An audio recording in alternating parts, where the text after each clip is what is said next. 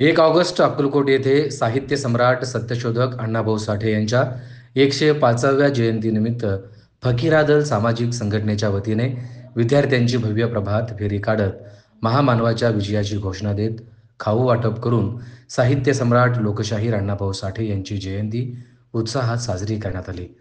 या कार्यक्रमात नप वरिष्ठ शाळा आणि नप प्रमिला राजे गर्ल स्कूल आणि नप मुलींची प्राथमिक शाळा नंबर 1च्या शाळेचे विद्यार्थी त्याचबरोबर शिक्षक वृंद सहभागी झाले होते। शहरामध्ये प्रभात फेरी काढून बस स्टँडच्या भव्य मंडपात अण्णाभाऊंच्या पुतळ्याचे पुष्पहार अर्पण करून अभिवादन करण्यात आलं।